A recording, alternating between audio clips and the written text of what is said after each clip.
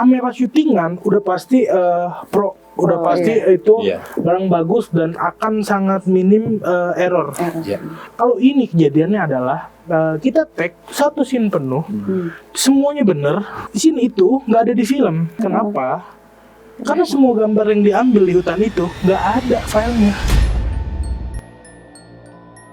Tiba-tiba di momen yang paling saya mau kehilangan kesadaran, disuruh tangkep sama dia dari gerakan yang cepat itu, tiba-tiba saya suruh tangkep kayak gitu.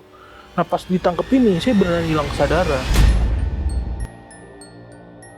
Ada suatu kesadaran baru yang masuk dari ujung atas kepala, itu kata teman-teman, saya tuh kayak kecekek gitu. Nah saya lepas, saya hilang kesadaran, itu mama saya udah saya siksa.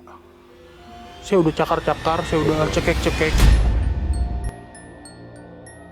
Dia bilang insting kamu sangat kuat.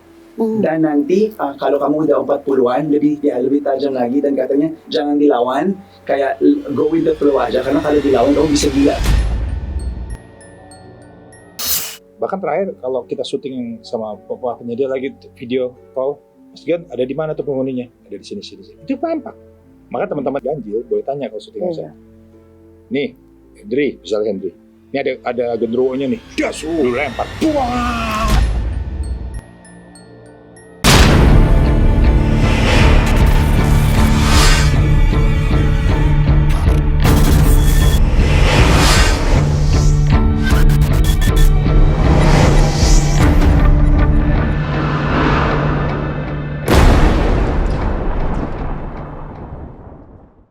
Salam ganjil misteri untuk penikmat ganjil. Halo, selamat datang kembali penonton ganjil, penikmat ganjil di acara podcast kita kali ini. Podcast misteri akan selalu hadir untuk teman-teman ganjil.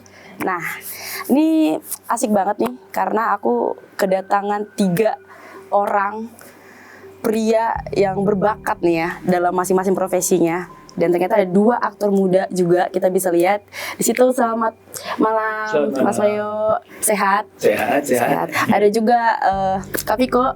Halo. Selamat malam. Sehat ya? Sehat, alhamdulillah. Sehat kan nih? Jadi sebelum kita ngomong-ngomongin mistis nih, kita harus ada komedi-komedinya dulu nih ya, Bang Gion. Gimana Bang Gion? Sehat? Alhamdulillah, sehat. Siapa yang gak kenal Bang Gion ini? Seorang spiritual nih ya, indigo. Yang pada masa jayanya nih masih dalam bahasa spiritual nih ya sekarang ya, Pak? Ya, Masa-masa itu ya. Sekarang masa-masa spiritual dan kita harus tahu bahwa kemana-mana dikaitkan oleh spiritual. Okay. Indigo, Indihome, atau apa? Iya. Oke.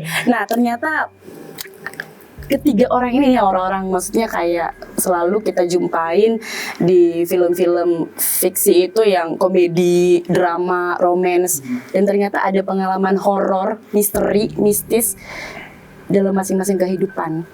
Mungkin kita bisa sharing nih ya, karena kan di sini podcastnya itu kan misteri ya. Selama syuting nih ya, terus kemudian sebelum mengarah ke syuting atau dari dulunya dari kecil, apakah ketiga pria ini memiliki sisi mistis atau pengalaman horor? Kita bisa sharing kepada penonton ganjil. Mungkin dari Kaleo nih. Nah, ini dari Filipina nih. Sebenarnya saya emang penasaran banget ya. Sama kan kalau cerita-cerita horor di Indonesia ya udah teman-teman udah banyak yang tahu, udah banyak yang pernah. Saya penasaran banget sama orang yang serem bagi orang Filipina tuh apa sih? Iya benar. Aku juga setuju. Iya, pas banget sih pertanyaannya, soalnya ini aku belum pernah diceritain ini kemana-mana, soalnya eksklusif hanya di ganjil misteri. Karena aku takut kayak dijudge kayak lu bikin apa sih, kayak cerita apa, bikin-bikinan kayak gitu. So waktu aku masih kecil sering banget aku melihat sesuatu kayak random gitu, terus tiba-tiba sesuatu itu akan terjadi. Jadi bener-bener kayak it happens gitu. Aku nggak percaya, mungkin aku selalu bilang kayak mungkin kebetulan aja.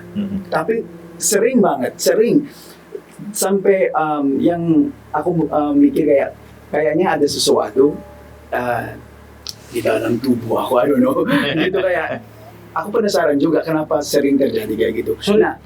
Gambarannya itu Detail nggak? Detail banget, Oke. kayak jelas gitu. Oke. Yang pertama, bukan pertama, maksudnya yang paling memorable-nya itu pada waktu habis syuting ini film kita. Ya, di Indonesia. Di Indonesia. Yang Itu Filipina. Itu Filipina di Indonesia soalnya. Oke. Karena aku punya asisten namanya Pipi. Oke. Terus kita lagi di living room kita di rumah. Terus kita Saya ini pipi kanan apa kiri? suka-sukanya banget. Terus kita lagi kayak chill aja santai di ruang tamu gitu. Terus tiba-tiba I was like sitting like this. Terus ada flashnya, ada orang kayak pakai sarung oranye. Oke. Terus nggak pakai baju gitu. Terus dia tunjukin asisten aku kayak cepet banget ya. Tapi dia giniin asisten Pipi. Terus aku tanya Pipi kayak, kamu kenal orang nggak yang suka pakai sarung gini segala macam. Terus dia liatin fotonya di kameranya, ternyata itu papanya udah meninggal. Dan pas banget dia pakai sarung yang oranye yang kotak-kotak gitu, terus dia nggak pakai baju gitu. Sedetail itu. Terus aku bilang, oh mungkin salah satu kemungkinan lagi, kebetulan aja gitu. Terus pas aku lagi syuting di acara TV di Indonesia, aku lagi di mobil, aku ada supir, terus aku lagi kayak nyantai aja di belakang mobil. Terus tiba-tiba ada kayak aku di cekek sama ular-ular gitu. Kayak fast kayak gitu, kayak cepat banget. Terus kayak I realize gitu kayak imagination aja gitu. Kirain imagination. Pas datang di studio, produsernya dan direkturnya langsung bilang, Leo hari ini segmen kita kamu pegang ular-ular ya gitu. Oh my God, Kayak pas-pasan. banget. Dan yang paling terakhir yang aku ingat jelas gitu, sama juga pulang dari syuting, terus kita di Blok M, di area Blok M itu kan ada kayak perempatan gitu ya. Terus aku lagi di mobil, di belakang juga. Terus tiba-tiba kayak kebangun gitu ada bis hijau yang bakal tabrak kita. Pas banget kita mau lewat gitu, ada kopaja yang gitu pas di mobil kita. Untungnya aku bilang sama Pak gitu sama supir aku gitu. So ini kebetulan atau gimana gitu, makanya aku nggak mau ceritain karena it's weird gitu, agak aneh kalau aku ceritain sama apalagi orang yang nggak percaya gitu kan. So aku keep selama ini. Terus pas 30 tahun aku ulang tahun ketemu orang kayak tarot reader, dia orang tahu gitu ya, dia bukain kartu aku. Terus dia bilang insting kamu sangat kuat dan nanti kalau kamu udah 40-an lebih kuat lagi, ya lebih tajam lagi, dan katanya jangan dilawan, kayak go with the flow aja karena kalau dilawan kamu bisa gila katanya. So it's like sekarang aku mau percaya apa gitu. Jadi kayak aku lihat jalanin aja, kalau ada sesuatu mungkin aku anggapnya kayak guide dari protector aku atau Tuhan aku gitu aja ya. Tapi kalau dari Mas Leo sendiri di Filipina emang ada background family atau apapun itu mengundang ke situ nggak? Karena papa aku itu waktu kecil dia itu kayak satpam di sekolah di Filipina yang high school gitu ya. Dan itu sangat-sangat haunted banget yung sekolahnya itu. Itu di atas kayak hill gitu yung sekolahnya, dan itu terkenal di Filipina. My mom is here, she knows. Ada kayak beberapa cerita hantu di situ. Dan karena papa ko satpam di situ, kita tidur di situ kalau malam. Dan waktu aku masih ingat, I think I was grade 6 gitu. Lagi tiduran, terus papa aku pergi di belakang untuk urusin apa gitu.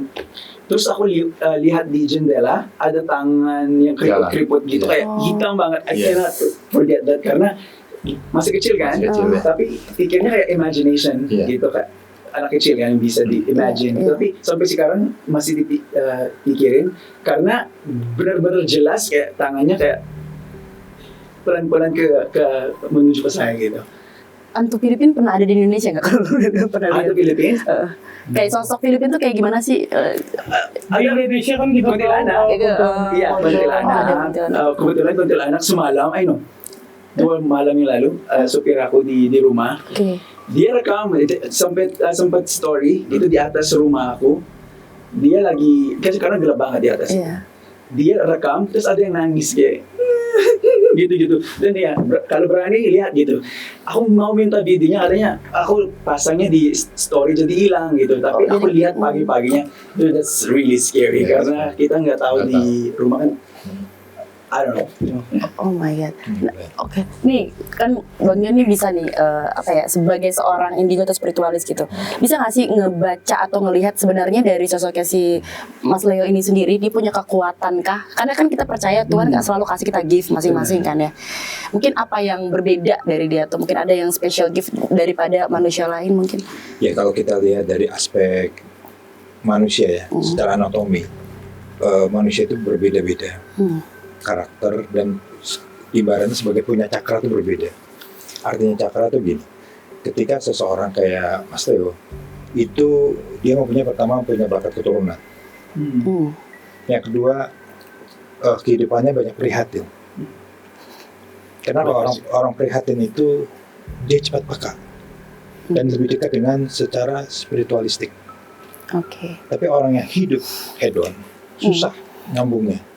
Karena hal-hal yang sifatnya mistik itu ada orang yang prihatin macam-macam, baik kehidupannya, baik pola pikir dan sebagainya. Terus yang ketiga, ada yang harus disebut dejavu. Orang sebelum terjadi dia bisa lihat. Nah itu tadi itu kayak ada tanda-tanda itu. the portal. Jadi portal itu adalah merupakan pola pikir yang kita tidak sampai pernah kayak stroke. Gue pernah ketemu kejadian seperti itu. Sering Dejavu itu. Nah, yang paling kelihatan kekuatan adalah setiap orang mempunyai khodam masing-masing manusia. Jadi ada penunggu, itu ada yang dibilang dari keturunan, ada yang memang baru maksudnya ketika dia lagi di tempat mana, terus ada khodam itu artinya pengikut ya. Orang yang suka sama kita gitu. Ya, khodam itu ada sesuatu gaib yang ngikut. Lalu dia ada khodam sifatnya positif yang memang dia memberikan suatu isyarah. Jadi kayak tadi kita udah masuk ke portal. Kalau portal itu kan kayak suatu dimensi. Ketika kemampuan seseorang yang kayak tadi memberi isyarat kayak tadi ada 2 kali ya, dejavu. 3 kali kan ya? 3 kali itu dejavu. Itu menandakan bahwa emang suatu bakat. Nah bakat ini terjadi bukan karena nggak gampang, bukan sengaja. Nah maksudnya apa? Kalau ketika orang itu dia selalu merasa bahwa ada yang melindungi. Kalau dengan Tuhan ya, tapi ada yang melindungi di dalam dirinya, ada yang mengikuti. Yang mengikuti biasanya terhadap orang-orang yang prihatin. Hidupnya pertama penuh baik dibully, orang kriminalisasi, orang nggak punya teman. Kalau bahasanya soliter. Soliter adalah orang-orang yang hidupnya tidak berhumanistik, dia tidak bergaul. Tapi inilah disebut boleh tidak indigo. Indigo adalah orang-orang yang mempunyai kemampuan atau dia punya kehidupan sendiri. Dan boleh dibilang tidak masuk humanistik yang nggak gaul, yang kumpul yuk, enggak. Dia soliter, dia terkolekkan sendiri. Nah itu. Dan kenapa tadi hidupnya prihatin? Itu ada kondisional terjadi. Misalnya dia selalu gitu. Dan sampai hidupnya, sampai pun dia kelihatannya mungkin secara mapan, padahal dirinya tidak mapan. Dia butuh sesuatu yang didukung, yaitu kekuatan-kekuatan. Kekuatan-kekuatan itu seperti kemampuan, gue harus semuanya punya jangkauan. Dan ini terjadi 2 teman. Ini ada di sini. Pak, saya maaf nih, saya takut dianggap aneh ya. Tapi saya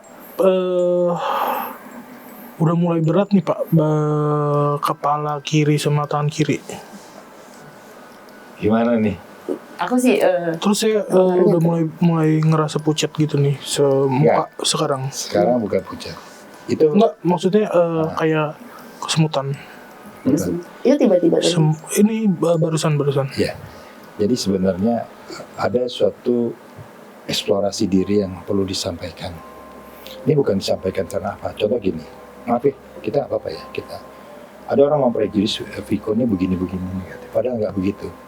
Saya melihat, saya walaupun bersahabat baru, tapi saya melihat secara intuisi, Viko ini orang yang sportif dan dia orangnya ingin berbagi sama teman. Ketika ada teman susah, dia teman susah. Cuma sayangnya banyak dihianati teman nih. Iya. Mungkin ada yang mau disampaikan ya. Silakan. Oh tadi saya kebanyakan gula.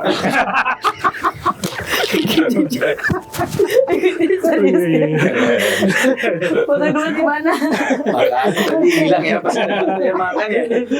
Kirain dari cerita-ceritanya si Mas Ayo sama Bang Jun itu membuat dia semakin Inilah Viko ya. namanya Viko.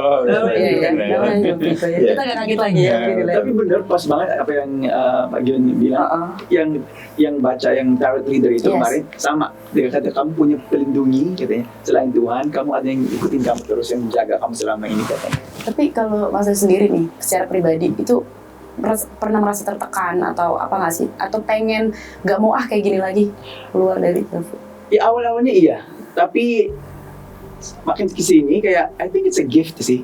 Kayak bisa dipakai untuk to save yourself gitu untuk. Ya, kayaknya nggak make sense kalau Leo kayak gini. Anjir apaan sih nih? Kok gue tahu duluan mulu gitu. Itu tuh bisa digambarin kayak gini.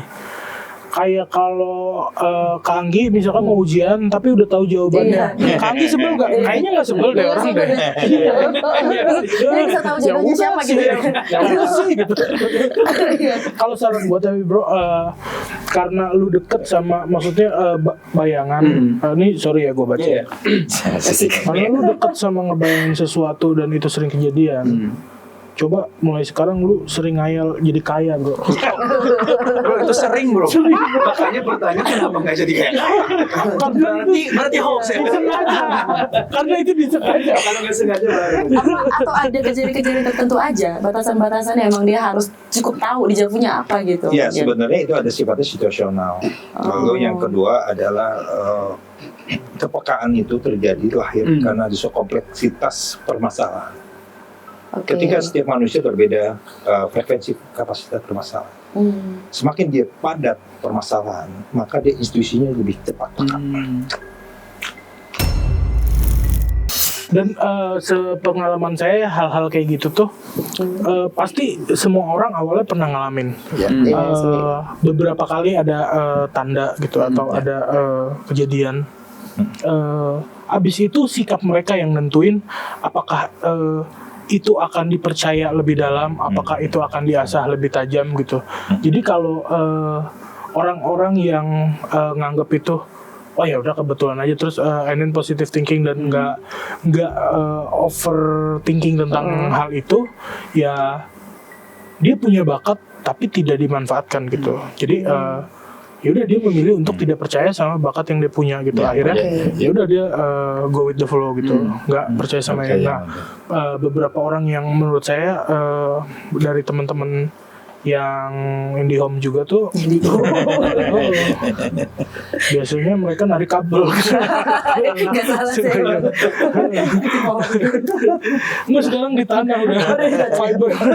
Ya kan lebih gue cerita ya. Aku udah kayak udah lagi gini terus tiba-tiba gini. Karena menurut cerita teman-teman saya yang dalam tanda kutip kayak gitu,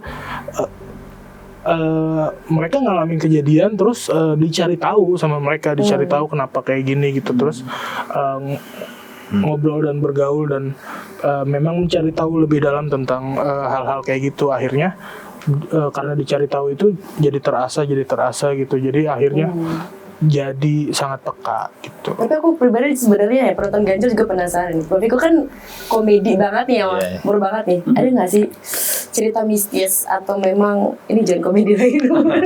Sumpah ini cerita serem banget. Horor banget ya. Ini cerita serem banget dan dimanapun saya cerita ini nggak pernah gagal sih.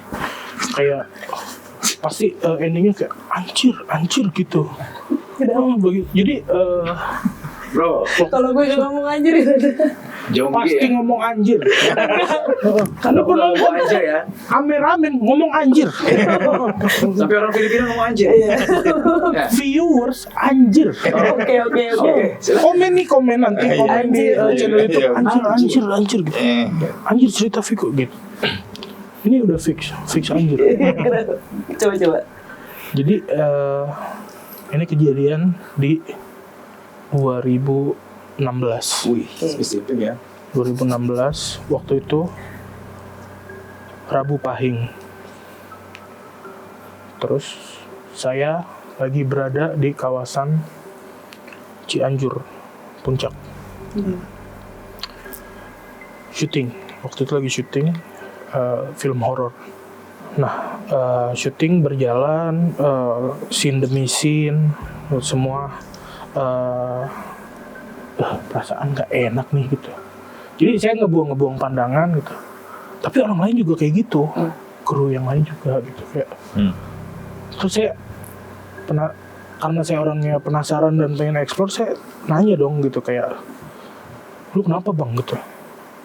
Nggak tahu nih, kayaknya anginnya beda nih, gue udah 5 hari di sini kayaknya biasa aja gitu. Hari ini anginnya beda gitu. Terus maghrib break syuting, malam lebih nggak enak lagi suasananya pas malam. Udah anginnya justru jauh lebih tenang. Biasanya malam-malam ada angin tapi seperti hari ini di puncak dengan pas sore angin yang segede itu, malam ini malah nggak ada angin. Setelah semua orang ngerasa nggak enak sama angin sore tadi, malam ini nggak ada angin. Dan hari itu pace lambat banget malam itu ya. Malam itu pace syuting lambat banget gitu. Pace syuting lambat banget, semua orang kayak berat ngejalanin sesuatu gitu. Sudah udah gitu. Saya bingung kan, ini kenapa kayak gini ya, 5 hari syuting kemarin tuh baik-baik aja gitu. Orang kerjanya cepet, gercep, satset gitu. Disuruh bikin background asap, bikin cepet gitu. Hari ini kenapa orang geraknya lambat semua gitu. Akhirnya berat banget syuting kan. Balik ke kamar buat istirahat. Jam berapa? Itu selesai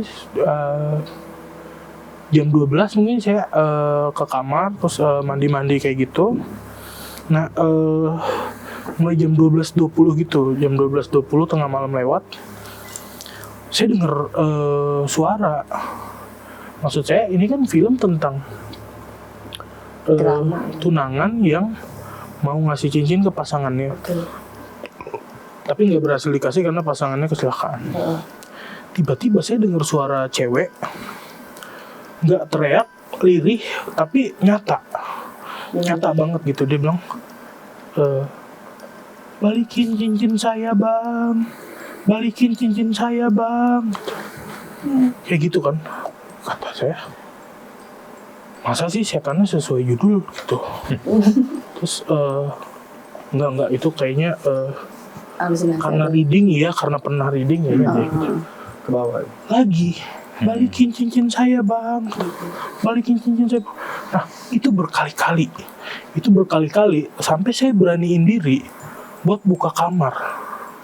Saya buka kamar saya, ternyata di ruang tamu ada yang lagi take VO. Balikin cincin saya bang, balikin cincin saya bang. Oh itu panjang banget dong. Anjir gak? Anjir gak? Berarti kayak gitu beneran ya?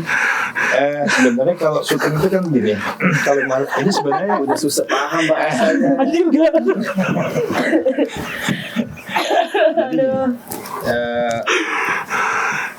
pengalaman di syuting itu biasanya kalau kayak kita gitu, syuting di Ganjil, saya bawa acara sama teman-teman reporter.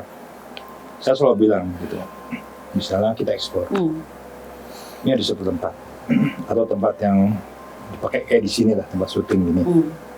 Ini ada hawa-hawa gitu. Ketika kita bicara mereka, ya tadi itu sebenarnya benar. Kalau di tempat syuting horor, kita film horor. Waktu buat film Get Lost, itu juga begitu. Dan cerita ini based on story. Penghuninya namanya sama. Dia bukan tidak mungkin dia datang. Dia senang loh. Dia datang lihat. Tergantung nanti kemana nih pemainnya. Yang DNA sama.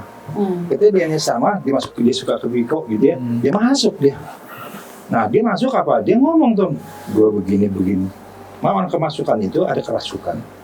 Ada dua dari kalau kita diagnosa kedokteran adalah orang-orang yang memang ada depresi. Tetapi kalau orang yang tahu secara spiritual, dia DNA-nya sama penghuni-penghuni itu. Dia pengen menyampaikan. Contoh gitu. Ini saya cuma ngurus doang. Benar, kerasukan. Okay. Ini bisa. Yang bisa memasukkan ini Viko. Viko bisa. teh masukannya nggak tahu nih, masukan apa nih? Kak minum apa nih? Teh. Balikin cincin saya. Balikin Masuk satu lah. Ya, tapi kenapa kita kan biasanya kalau ganjil kan serem, kalau di sini kan karena kita tahu bintang tamunya seorang pemimpinan Piko gitu ya.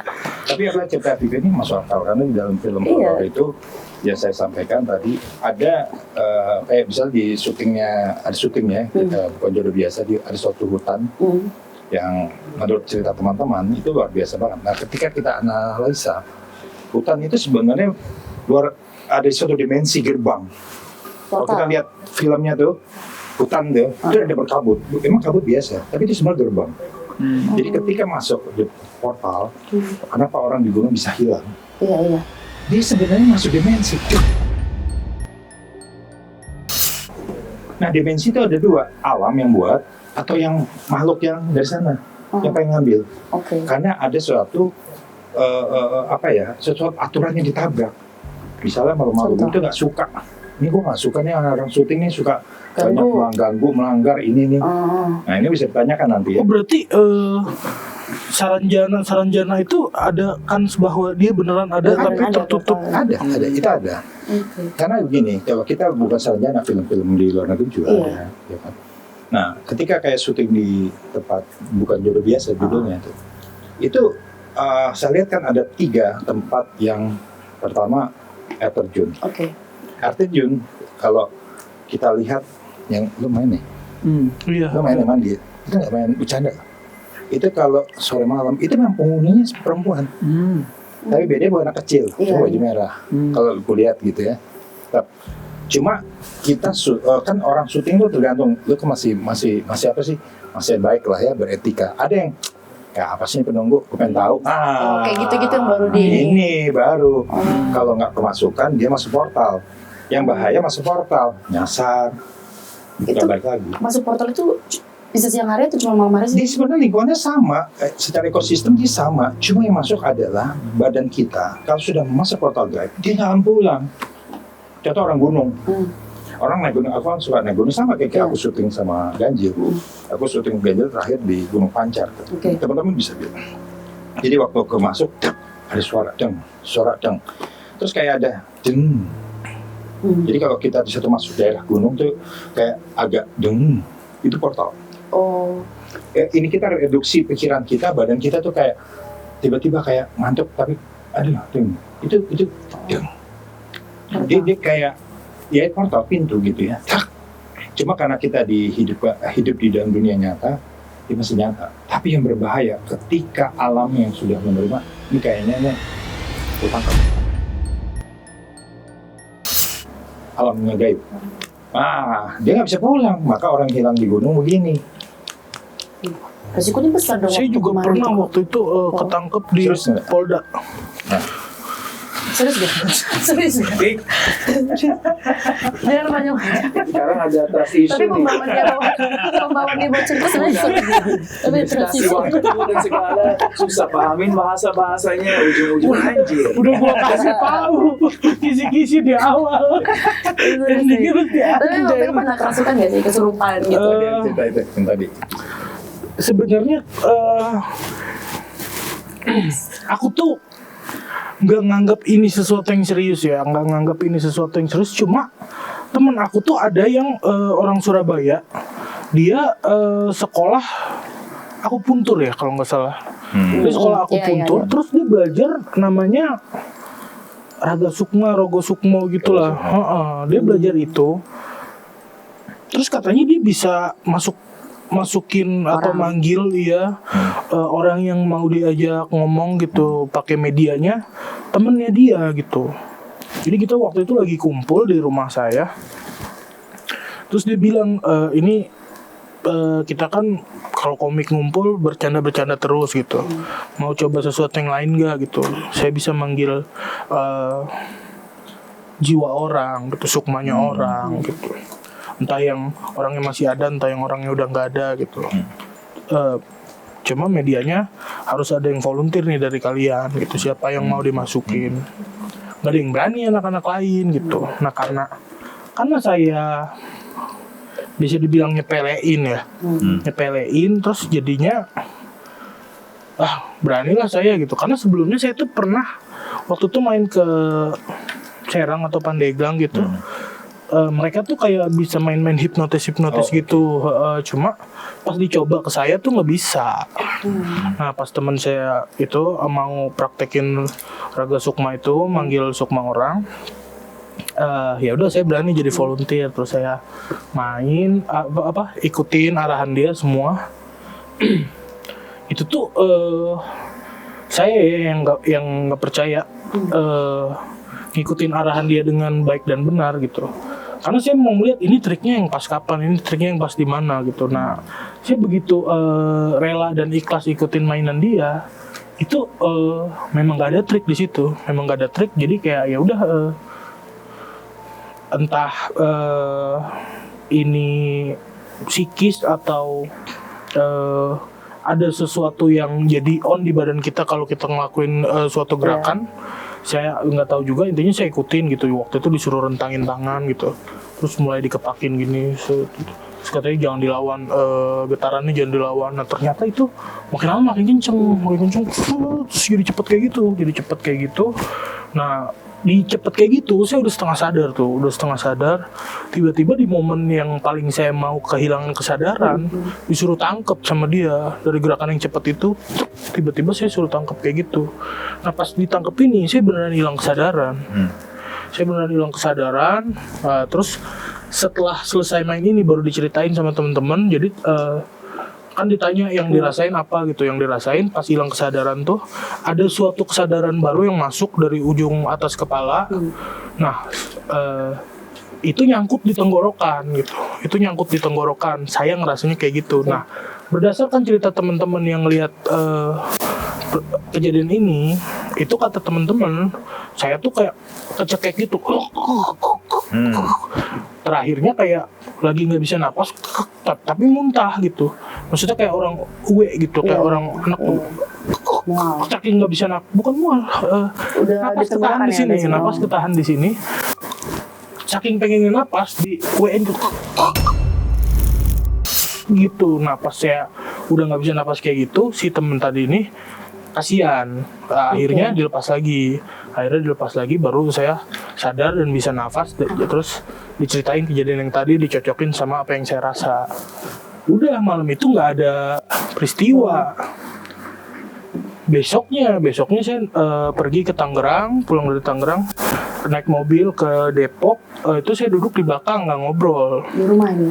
Apa? Ini sekarang di rumah, masih di rumah. Ini kan kejadian. Habis itu saya pergi ke Tangerang. Dari Tangerang saya pulangnya mau ke rumah mama saya. Bukan rumah saya, kan tinggal sendiri. Ke rumah mama saya. Dari Tangerang ke rumah mama saya itu, saya duduk di mobil di belakang, nggak ngobrol. Yang depan ada bawa mobil 2 orang gitu. Saya duduk di belakang nggak ngobrol, mereka lagi ngobrol. Yaudah saya bengong. Sampai di rumah nyokap, parkir, terus saya kebelet pipis gitu. Terus kayak daripada lari ke toilet, saya mending pipis di depan rumah itu aja, ada pohon pisang di situ, saya pipis. Tapi itu serius gak sih? Kita syuting di hutan-hutan sering kan kita gak sih gitu. Belajar dari syuting pramuka, Pak. Saya pipis di situ.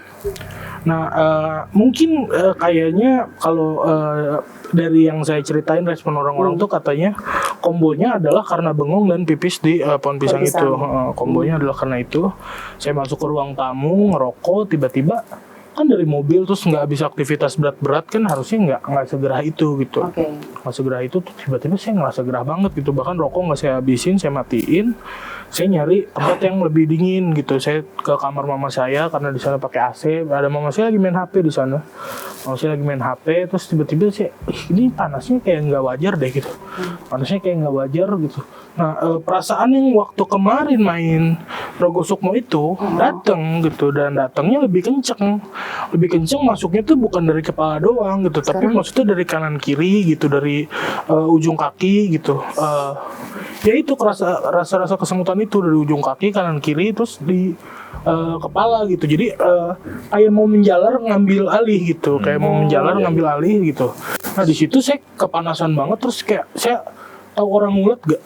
Yang bangun tidur tuh enak ngemasin badan. Nah, saya ngelakuin itu gitu, saking panasnya saya ngelakuin itu, tapi nguletnya udah nggak normal gitu, kakinya udah mulai gini-gini gitu. Saya ngacak-ngacak spray gitu, spraynya kebuka gitu, terus selimut gitu saya dorong-dorong.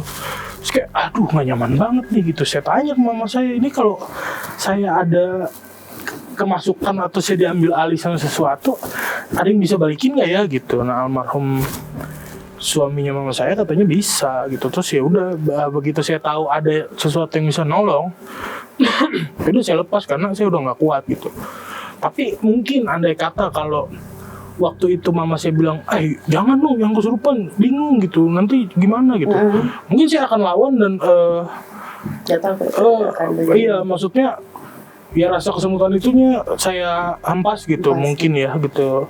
Tapi ini karena dibilang bisa gitu, ada almarhum suaminya mama saya bisa katanya, ya udah saya lepas. Nah saya lepas, saya hilang kesadaran. Ternyata pas diceritain itu mama saya udah saya siksa, saya udah cakar-cakar, saya udah cekek-cekek kayak gitu. Dan di situ tuh ada supirnya mama saya, ada almarhum suaminya mama saya, ada abang saya, ada teman saya gitu. Semuanya? Ada 4 cowok, empat-empatnya megang saya, tapi saya susah dilepasin dari mama saya. Berapa lama itu berlangsung? Kalau ingat Setahu saya nggak tahu sih, mama saya katanya bilang lama tuh ya. Saya sih nggak ngerasa. Setahu saya tuh abis ngacak-ngacak spray, abis itu saya disuruh sholat gitu. Jadi ada time skip buat saya gitu. Saya nggak tahu kenyataannya itu berapa lama ya. Tapi kalau kapok? Saya marah sih ke teman saya yang pertama main Rogo Sukmo, karena maksud saya dia ngajak main tanpa ngasih tahu konsekuensinya bahwa dia bilang kok gua kemasukannya gitu. Oh iya, kalau habis dibuka kayak gitu emang gampang masuk. Lu bilang dari awal gitu, kalau lu bilang gua nggak mau jadi volunteer gitu. Udah sembuh berarti sekarang? Itu masih bisa ini masih? Habis itu beberapa kali kayak saya lagi mandi, ada perasaan itu menjalar lagi. Ih apaan sih nih gitu. Terus saya keluar karena saya tinggal sendiri kan. Saya keluar kamar mandi, terus saya video call kan sambil telanjang gitu. Lu apaan nih, gue lagi mandi ada perasaan kayak gini gitu. Iya jangan dipikirin gitu. Terus gue harus ngapain gitu? Nonton gitu. Akhirnya saya fokus ke bokep. Saya benar-benar trust issue. Enggak, tapi maksudnya mungkin kesimpulan yang bisa diambil adalah ketika gue mengalihkannya sendiri, ketika gue sendiri dan gue tahu ketika gue diambil alih, tapi nggak ada yang bisa nolong, itu bisa gue handle gitu. Juga. Kalau Mas saya pernah kesurupan? Belum pernah. Tapi kesurupan sih waktu aku syuting sinetron di Puncak. Kita kan stay di situ karena COVID waktu itu. Jadi kita stay di hotel selama kita main sinetron. Ini ada angin nih kan? Ada angin. Sorenya ada angin kan? Aku janji airnya bukan anjir.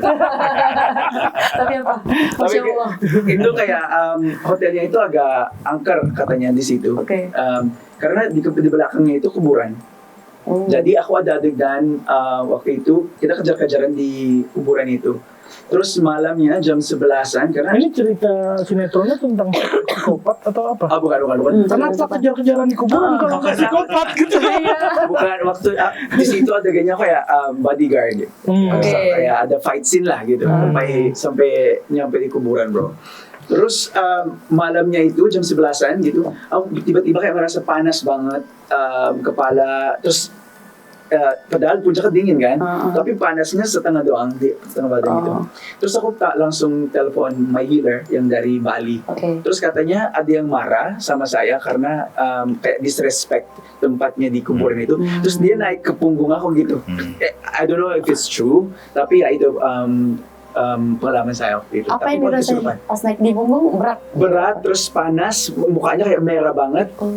Saking merahnya mereka kayak harus pakai foundation biar nggak kelihatan di kamera, kayak merah banget gitu, dan matanya berair gitu. And it's really habis sampai punggungnya gitu. Tapi bisa ngeliat gak sih, kalau Mas itu bisa ngeliat gak sih? Enggak sih, nggak pernah ada. Tapi case itu kayaknya harusnya nguntungin gitu. Jadi kamu nggak perlu gym kan, maksudnya kamu bisa kayak gitu tapi udah ada natural gitu ya. Iya benar ya. Natural gitu ya. Squat bro. Tuh kan. Tapi gak dikuburin juga Itu rusak pas benar. Tapi Pak, maksud saya kalau kan Pak Gioni nggak ikut syuting waktu yang aku syuting sama Leo sih. Nah itu Pak, di hutan itu Pak, kalau Bapak datang, itu Bapak di sana tidak hanya menjadi eksekutif produser. Oh gitu. Bapak juga bisa dapat konten, Pak. Karena portal yang Bapak ceritain itu mungkin ada dan terjadi di hutan itu. Oke. Karena gini, kan kamera syutingan udah pasti itu barang bagus dan akan sangat minim error. Mungkin kalau errornya adalah kabel yang disambung ke kamera dan ke monitor, itu ada kemungkinan kabelnya longgar gitu. Kalau ini kejadiannya adalah kita take satu scene penuh, semuanya bener. Leo bener, aku bener, Taim bener, yang di hutan. Leo bener, aku bener. Scene itu nggak ada di film. Oh, Why? pesan aku tadi pengen tahu Why? yang mana. Kenapa? Karena semua gambar yang diambil di hutan itu nggak ada filenya. Di hutan larangan itu. Adegannya ngapain itu? Adegannya kita menuju ke goa itu, Jadi sebenarnya air terjun, goa dan hutan itu semuanya tempat yang terpisah, dan masing-masing tempat itu serem dan susah untuk dilalui gitu. Filenya hilang, kejadian apa sih di hutan? Kejadiannya sebenarnya kayak baca peta aja, baca peta. Baca peta kita sampai hutan gitu, terus nggak ada yang gimana-gimana dan kita tidak melakukan hal aneh gitu, maksudnya tuh di tempat yang lain kan semuanya fine-fine aja gitu, tapi memang di hutan larangan itu kita nggak tahu kenapa, mungkin ada kru atau ada siapalah yang salah bertindak atau kayak tadi kan yang ditelepon sama healernya katanya dia disrespect gitu, maksudnya dia di kuburan lari-lari gitu. Jadi kan mungkin kita ngelakuin itunya tanpa sadar gitu, tanpa sadar. Nah makanya begitu, maksud saya kalau Pak Gion ada dan datang di situ gitu, maksudnya hal yang teknis itu menurut saya nggak bisa dikaitin sama mistis, tapi kejadian di situ gitu. Maksud saya kalau ada Pak Gion untuk nambah point of view, sudut pandang, pasti selain jadi film ini jadi konten gitu. Hutan larangan sendiri jadi naik gitu. Tapi kalau kayak gitu pengalaman waktu yang ke Curug, ke hutan sama ke goa itu ada kayak ritual-ritual minta izin gitu nggak sih biasanya? Awalnya iya, sebelum kita syuting kita ada kayak tempat yang apa namanya, kayak yang kali. Ya gitu. Terus kita disuruh minum di situ. Kalau nggak mau minum minimal kayak cuci muka gitu katanya. Persyaratan. Ya benar. Dan itu ada kuburan di sampingnya juga. Jadi ya aku ngikutin kuburan kayaknya. Terus tapi yang terjadi juga pas kita syuting film ini, yang lokasi terakhir kita di Bandung. Jadi kita ada di rumah yang kecil gitu yang jadi, kosan kita. Maksudnya selain di hutan tadi, justru horornya yang kita temuin dan kita sadar itu bukan di air terjun atau bukan di bukan di goanya, karena di goa tuh lebih bau tai kelelawar aja sih. Horor, kita nggak terlalu fokus ke mistisnya karena ini ganggu banget tainya dia. Untung nggak saya makan, kalau saya makan jadi COVID tahun itu tuh. Ada kepikiran nih gue makan nih gitu, cuma untung saya nggak makan gitu. Jadi bukan di selain teknis yang di hutan tadi, bukan di air terjun, bukan di goa, bukan di curug, malah di kotanya ya, di kota dan di rumah. Nah kita nggak tahu asal usul atau sejarah rumah ini, cuma memang banyak hal-hal aneh. Awal dari cerita Leon. Jadi yang ini scene terakhir kita sebenarnya sih, karena syutingnya kan kebalik ya, yang Jadi kita di kosan di Bandung, ini kos-kosan kita berempat ini. Jadi ada adegan di situ, si Lingga Wahab, dia itu salah mulu gitu ya, udah 7 kali 8 kali take, dia nggak dapat karena emang bahasa yang di situ kan kayak generalisasi gitu kan agak membingungkan ya. Jadi pas dia dapat yang benar gitu ya, kayak dapat take-nya, maksudnya dialognya benar, kita nggak ada salah. Raim, Viko, kita selalu benar. Jadi karena take mulu kita agak malas. Gimana sih ini kayak kapan dapatnya gitu. Nah pas dia yang benar si Lingga, si Wahab, aku yang salah. Salah dan mereka sampai aduh gitu kan. Karena udah malam banget. Tipis banget. Iya, pas Viko bilang aduh dia berdiri, lampunya jatuh ke dia. Tapi untung dia beranjak. Kalau enggak dia kena. Terus kata orangnya di kosan itu, pelindungnya aku jagain dia katanya.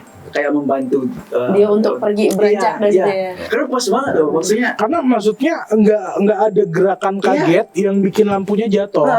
Maksud saya gini, yang ada di frame itu kan cuma pemain. Yang ada di frame itu cuma pemain dan tiang lampu nggak akan masuk sampai ke frame. Jadi pemain nggak akan nyenggol frame itu gitu. Pemain nggak akan nyenggol tiang lampu itu sehingga bikin getaran lampunya jadi jatuh gitu. Jadi saya gestur dari duduk kebangun itu adalah karena frustasi sebenarnya. Saya frustasi. Kenapa frustasi? Karena ekspektasi saya adalah ketika Lingga atau Kang Wahab ini benar dialognya, scene ini selesai. Pas Kang Wahab benar, Leonya salah gitu. Jadi saya aduh kenapa sih? Pas banget saya aduh. Jatuh lampunya. Untung dia berdiri. Dari korban kan? Enggak ada berutang nyawa sama saya. Tapi lampu aja mah kuat tapi anak-anak artinya memang nggak katanya salah ini atau gimana sih? Emang nggak ada. Emang tiba-tiba aja. Berapa lama banget kita take adegan itu. Dan pas aku salah baru jatuh gitu ya. Mungkin say goodbye kali ya dari pengalaman selama syuting kan udah mau kelar syuting kan. Mungkin say goodbye kali caranya begitu ya. Nah, abis kejadian itu tuh kita pindah syuting ke depan. Kalau Angga tadi itu tuh adegan nyalain motor. Oh iya. Nyalain motor. Itu motor adalah motor sesehat-sehatnya motor tua. Jadi motor tua yang memang dirawat, yang memang nggak ada masalah karena kalau dia bermasalah susah dinyalain akan ganggu teknis syuting. Jadi itu kayaknya latihan udah 20 kali kayaknya Kang Wahab latihan untuk nyalain motor itu. Enggak bisa. Emang nggak nyala-nyala. Jadi si motor itu begitu dipakai latihan selalu nyala. Selalu nyala. Gampang ya. Gampang ya. Makanya kita update terus kan. Karena nggak bisa gitu. Makanya tapi nggak tahu begitu kamera nyala nggak bisa disela kayak gimana, nggak bisa nyala itu sampai motor. Dia masukin Dilan coba. Iya. Tahu nggak siapa yang bisa jalan itu? Jokes Dilan itu muncul. Nggak ada di skrip, Tapi untuk nyelamatin scene ini gimana ya scene ini supaya bisa selamat? Lu cobalah kau nyalain itu. Tahu yang bisa nyalain motor ini Dilan. Udah gitu. Terus kayak sutradara bingung, anak art bingung gitu karena begitu cut gitu. Dinyalain bisa lagi, begitu tag dinyalain nggak bisa. Wah, nah, di rumah itu juga. Di rumah itu juga ya. Nah, Bang Gion nih, untuk konklusi dari pengalaman cerita horor mereka ini, dan mereka punya kekuatan tadi yang Bang Gion bilang gitu kan. Nah, enggak, sorry tadi yang baru dikasih tahu kemampuannya Mas Leo doang. Saya kayak belum dibaca kemampuan. Boleh nggak nih Bang Gion dibaca kemampuannya atau Bang Viko udah punya kemampuan yang emang dari dulu dari kecil? Ada satu kemampuan yang positif ya. Ketika orang ngomong sama Viko, orang tuh punya perhatian. Perhatian. Orang bisa kayak ada sugesti. Kalau jadi mungkin yang hipnotis, body job. Tahu kenapa artis-artis minjemin saya duit? Karena kemampuan itu.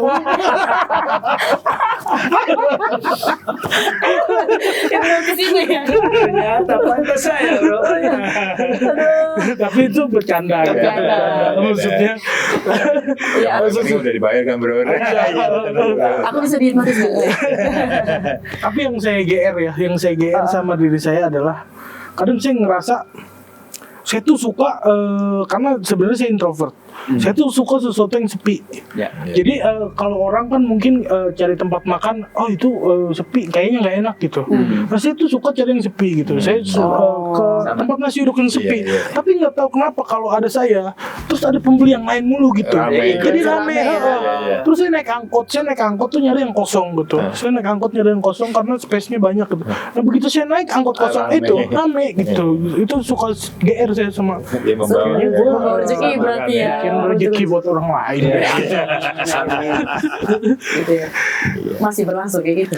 Tapi Ya, masih mau ke tempat sepi-sepi. kita lihat dengan pendapatan penonton di film ini ya gitu apa Amin. Kamu masuk di bioskop kan ada orang kan masuk. Masuk semua. Makanya harus setiap tayang harus ada Riko. Gitu. Ya, Bang Gian. Iya, jadi memang Kekuatan apa yang dia. tadi cerita apa yang sampaikan tadi soal lampu itu tadi kan ada sesuatu yang memang takdirnya memang takdirnya memang tidak terkena lampu, tetapi ada isyarah itu tadi ada suatu kontekstual. Oke. Kontekstual itu ada suatu kejadian peristiwa. Tak, gini kalau tadi Wisal nggak bicara tentang begini, kalau Leo nggak salah Leo nggak salah. kan saya ketiban lampu. Iya. Lampu. Iya ya. Kontekstual namanya. Oh. Nah, makanya kita jangan melihat bahwa gara-gara lu sih gue nyesel banget hidup. Jangan suka mengingat masa lalu kesalahan kita.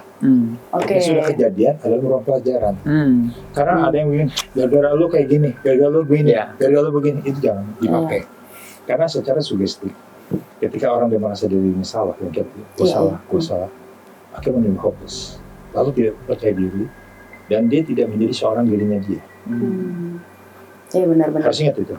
Nah, kayak misalnya persoalan-persoalan siapapun juga dibentuk ketika ada sesuatu yang distraction di dalam pola pikir, bergaul, itu perlu interaksi Oke. terhadap orang yang trust, orang yang kita percaya. Iya, iya. Jangan kita ketemu orang-orang yang energi negatif, ketemu yang cuma bully, dia, gue gak percaya kayak gitu, menghindar.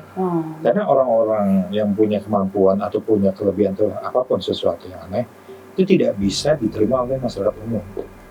Sama lingkungan aja kan diterima, dia akan merasa ya udahlah lo nggak percaya sama gue udah, gitu ya. Maka boleh disebut namanya soliter. Soliter adalah orang-orang yang hidupnya pengen sendiri, termasuk Eviko tadi.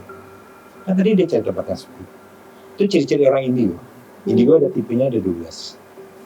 Banyak ya? Tipenya 12. Salah satunya suka menyendiri, dia tidak suka keramaian, dia suka menganalisa dirinya, dan dia banyak diterpa, disakitin orang, nggak ngerti saya. Ini yang menjadi basic. Dia semakin lama sering dikeselin, sering hianatin, dibohongin, masuk. Orang terdekat. Iya, jadi dan dihianatin berbagai, baik pasangan dan sebagainya. Nah orang indigo itu, tapi ketika sudah matang, dia udah matang banget, dia bisa baca orang. Oh gini peristiwa, oh gini peristiwa, oh gini peristiwa.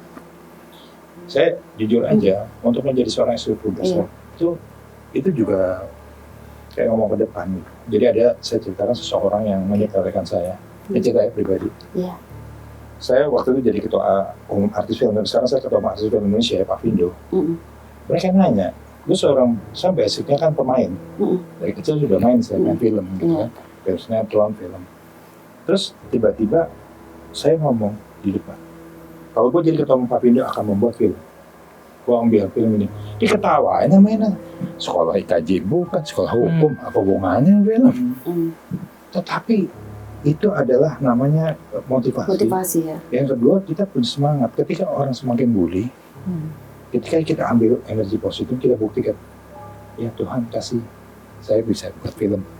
Artinya duduk di sini, alhamdulillah film pendek saya 10, saya 2 lembar. Nah, ini mau buat dia juga ya.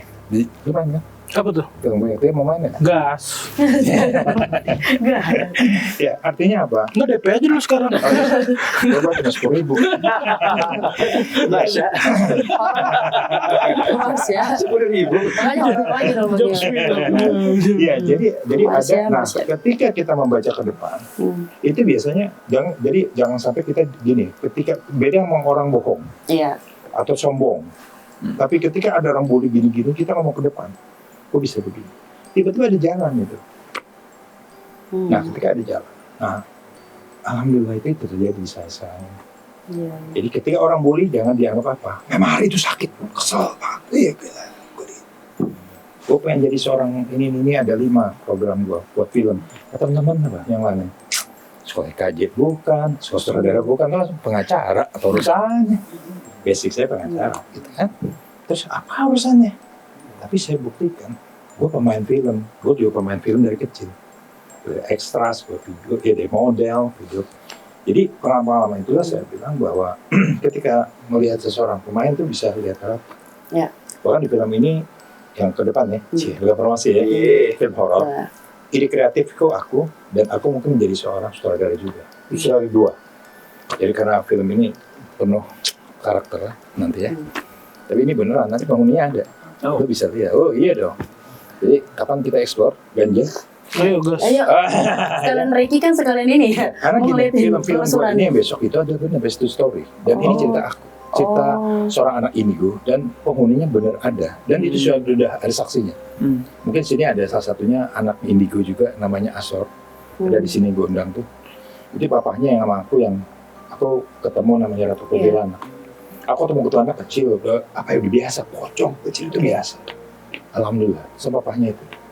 Seorang Pak Kiai ya di Banten. Bahkan terakhir kalau kita syuting sama papahnya dia lagi video call, Mas Gian, ada di mana tuh penghuninya? Ada di sini. Itu Pampak. Maka teman-teman ini ganjil boleh tanya kalau syuting sama saya. Nih, Dri, bisa lihat Dri. Ini ada genderuwonya nih. Gas, lempar. Wah. Aku belum Waktu pernah. syuting gue, karena lu syuting bareng gue. Iya. Nah, kalau syuting teman-teman boleh tanya. Aku bilang ini ada kuntilanak, pocong. Emang harus dilihat. Bukan kita punya kemampuan. Itu dia. Jadi Pak Gion itu pengacara, produser, host juga, pemain, anak band katanya ya. Anak band di Bulungan, Di Bulungan lagi. Iya, band semua. ketua wartawan, punya Semuanya yang gunung bagian dia. uranium nggak? Keren. Kalau itu gue nggak masuk ke dalam wilayah itu. Gue bukan uranium, nuklir gue punya. Anak band itu. Oke, jadi memang aku kemarin ngomong sama teman-teman untuk film Boy besok ini gue mau ajak pemain gue untuk ke tempat yang horor. Jadi yang namanya scare, takutan itu nggak bercanda. Oke. Gue taruh, bisa ganjil nih. Kemudian kita syuting di mana? Itu bisa ngajak kan teman-teman gue besoknya jadi peran.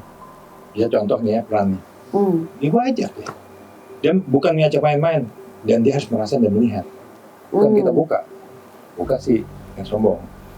Bisa, tapi kan ketika film ini dibuat yang film besok itu memang benar ada orang, makhluknya ada, namanya pun ada. Maka kalau dibilang ganjil, cuma ganjil. Nah itulah ya ganjil itu ya. Ganjil begitu. Harus ajak nih Mas Rani. Ya, Oke nih. sih. Wah, gila ya nggak kerasa ya. Ya. Masa sih nggak kerasa? Kerasa sih. Nggak kerasa, belum lama kerasa banget sih. horornya nih. Belum merinding. Nah kalau di sini ada nggak di bagian?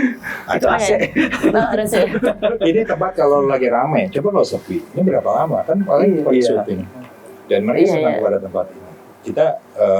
Saya pernah syuting di sini, dan ada yang kemasukan di sini, nendang-nendang, untung nggak ada kamera, terus tas B saya pegang, kemudian saya lagi syuting, mentok.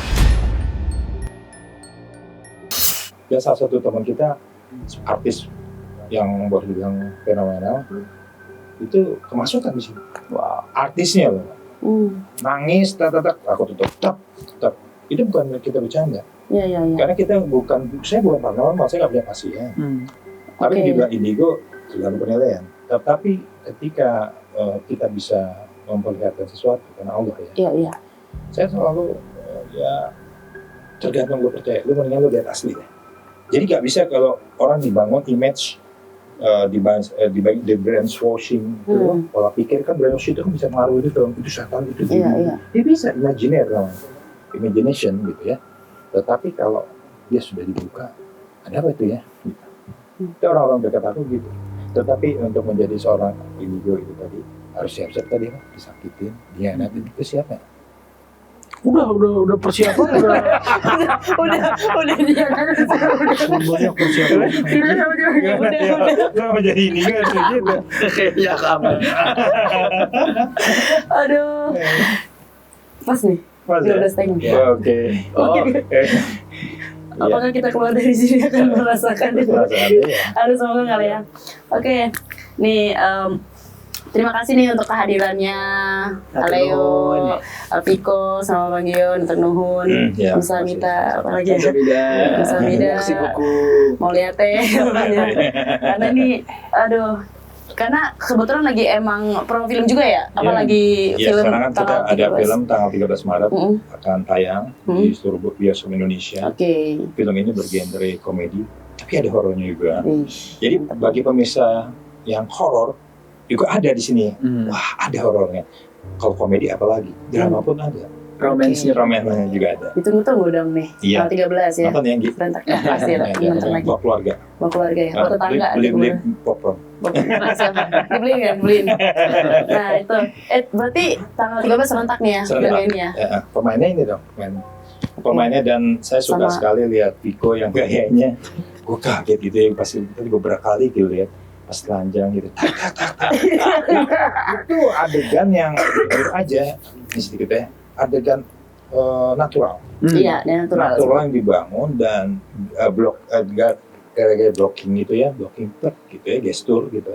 Seorang pemain kan harus punya gestur, lalu dia gestur punya isyarat, punya cara, dia bisa itu nggak bisa dibuat-buat. Oke, Itu gue akuin hebat. oke lah, siap, mantap. Mungkin dari kalian nih untuk menutupi sesi kita ini, mungkin ada yang mau disampaikan ya untuk penonton ganjil, atau terkait sebagai kakak lah yang punya apa ya kita bilang Insting. kekuatan insting itu tadi, dan gimana cara ya kayak tadi dibilang Bang Gion, dirimu itu adalah dirimu, tidak usah takut akan kemudian dan lain, mungkin ada ini karena penonton kita juga anak muda yang lagi depresi gitu kebanyakan butuh Ya, ini. mungkin aku ambil dari healer aku juga yang dia Iya. bilang itu kalau mempunyai kemampuan kayak gitu, apa namanya, dihargai, I think, and like what you said, jangan dilawan, you know, kalau bisa nurture it biar nanti kalau makin kuat, why not, right? Oke. Ya. Mantap. Mungkin dari Kak Viko. Ya, yang mau saya Anjir. sampaikan itu udah disampaikan sama Leo tadi. Anjir. Jadi sama. Anjir sih. Anjir sih. Anjir, ujung udah anjir. Oke. Mungkin dari Bang Gian Mangan. Iya, pokoknya pada prinsipnya setiap manusia diberikan gift yang berbeda, Oke. dan janganlah sesuatu yang di mata orang bahwa itu negatif belum tentu negatif. Iya. Yang tahu ada dari kita dan eksplorasi diri kita, dan kita yakin bahwa apa yang kita lakukan benar. Tetapi kita juga harus mengukur kematangan kita. Kalau kita salah, kita evaluasi. Tapi jangan menyalahkan diri kita. Kita harus sayangi diri kita juga. Kesehatan kita dan diri badan kita. Oke? Amin. Dan itu bisa diterapkan di kondisi-kondisi tertentu ya, karena ketika kalian dites urin dan hasilnya positif, terus kalian enggak semua yang positif itu positif pak gitu. Itu dipakai ke polisi tidak bisa tuh. Jadi, stay safe, jauhi narkoba, no drugs. Itu topik ya, bro. Masuk. Tonton terus ganjil misteri karena genap itu tidak seram. Thank you. Terima kasih Bang Gian. Terima kasih Wiko. Thank you. Terima kasih Leo.